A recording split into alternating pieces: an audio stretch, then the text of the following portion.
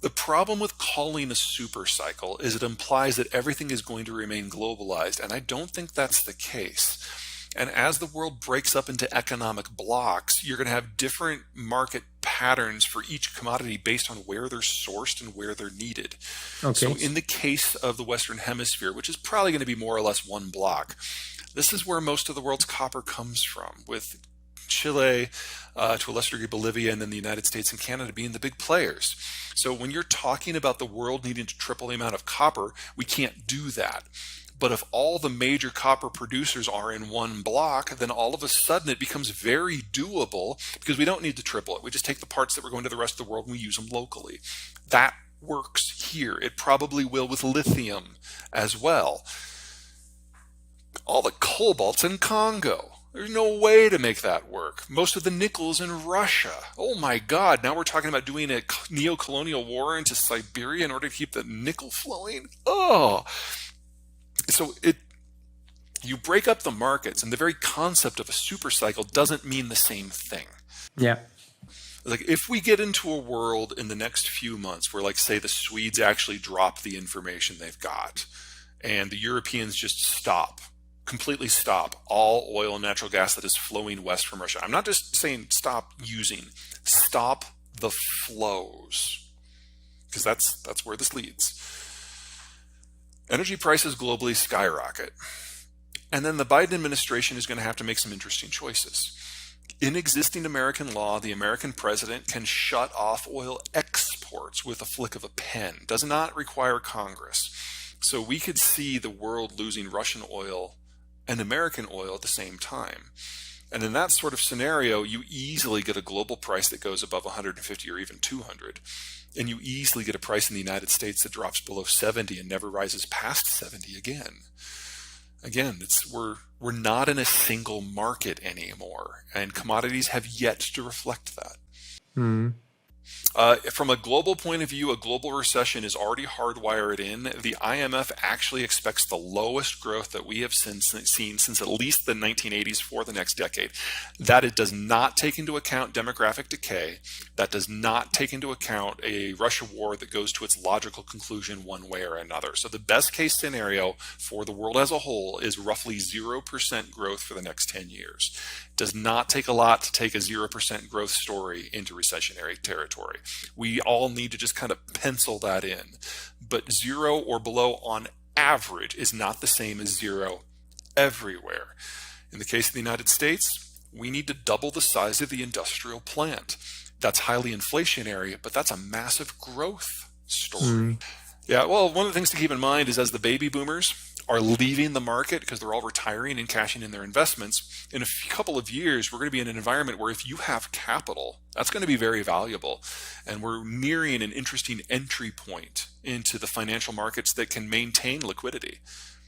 I don't consider myself even a quasi-expert in that category. The problem is that so many of them have industrial uses in addition, and in the green transition and a lot of this retooling of manufacturing that we have to do on a global basis Yeah. anyway, a lot of them have a lot of needs. So that is very bullish for them, independent of what anyone might consider in terms of using them as a hedge against inflation or as a financial asset in its own right.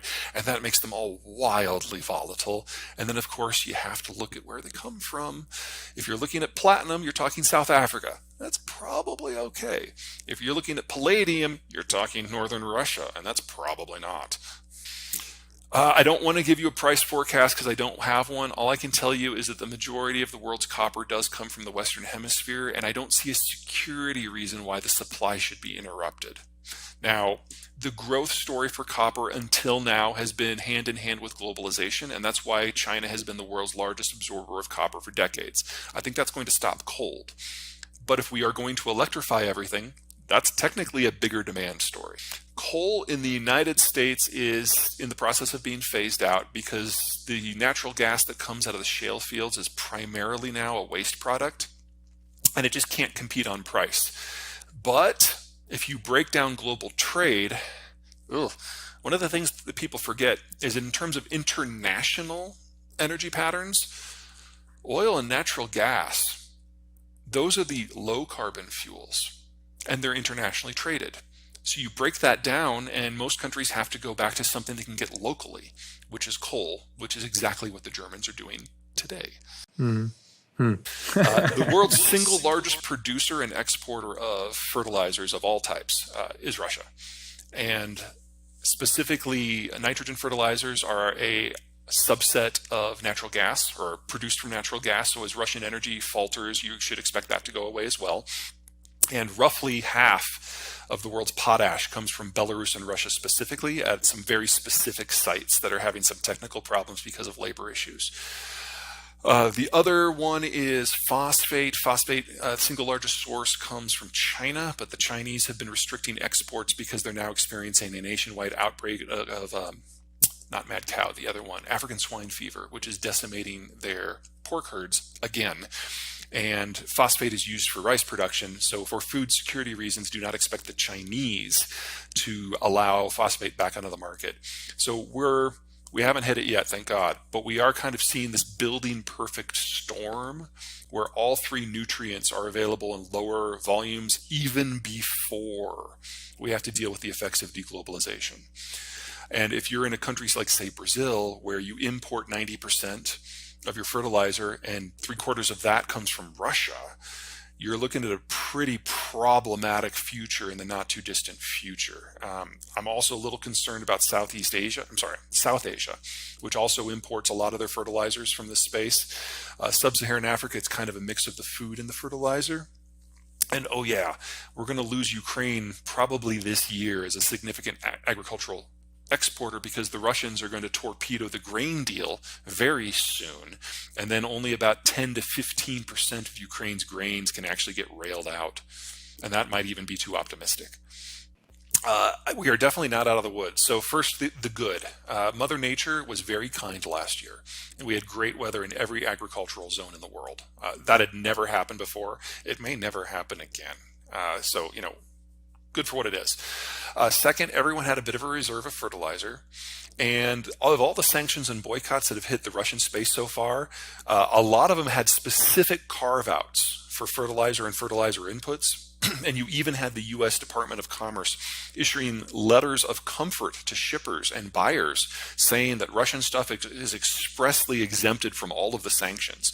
And that kept some of the stuff flowing in a way that it wouldn't have otherwise. Now that we're a year on, we're seeing damage to that infrastructure, damage to that production capacity in the former Soviet Union. We'll never have that kind of weather again. But we do have a number of countries, Nigeria, Canada, Morocco, who have accelerated their plans to increase fertilizer output. In the United States, for nitrogen, we're doing the same thing. It's not enough. It's not fast enough. It can't be fast enough. Some of these things take 10 years to bring online. But the fact that people have seen the writing on the wall and are doing everything they can to increase supply while they can is a good sign. And every day that this stuff doesn't fall off in Ukraine and Russia is a day we have to try to bring on replacement supplies. One of the things that the Europeans absolutely got right about the sanctions regime is it's not about stopping the war. It's about cutting Russia out of the system at a pace that allows the rest of the world to adjust. Now, we're not done. We're not done by a long shot. But the fact that the world's largest commodities supplier is getting steadily gutted and we haven't had a commodity shock, we're living on borrowed time, but it's been a pretty good year, all things considered. Well, one of the things the German government is doing is coming up with a combination of retraining and subsidies programs to try to help with the industrial transition. So when this stuff really does all go away, you're not completely caught with your pants down like you were a year and a half ago. That can always go faster. It can always be more realistic, but the fact that it's happened at all, I think, is a great sign. In the United States, the thing that would help the most is building out processing capacity for any and all of the materials that are going to be necessary as we lose Russian and Chinese supplies. The Inflation Reduction Act, which is a stupid name for what it actually does, is actually our first step in that direction since the 1940s. And so it's inefficient and it's overly expensive and it's sloppy. But for the first time we've done it, it's not bad. People are pricing in, or at least thinking about, what's going on in the Russian space and where that leads. We are not seeing the same degree of forethought in the Chinese space. Now, yes, between COVID and Trump and now Biden, companies have come to the conclusion that China as a supplier of goods to the world is probably never going to regain the heights that they had. And most American investment specifically into the Chinese space today is about servicing the Chinese market. Most of that's going to be lost. And the sooner that we can start the adjustment to whatever's after China, the better. And as the Europeans have shown us, if you take steps early, you can reduce the shock. Where I'm not seeing a sufficient amount of preparation in China or among investors in China to get ready for that. So I think it's very likely that when China does go down, we're going to lose their processed materials and especially their electronics manufacture more or less at the same time. And that's going to hurt like hell for everyone because that capacity just doesn't exist anywhere else right now.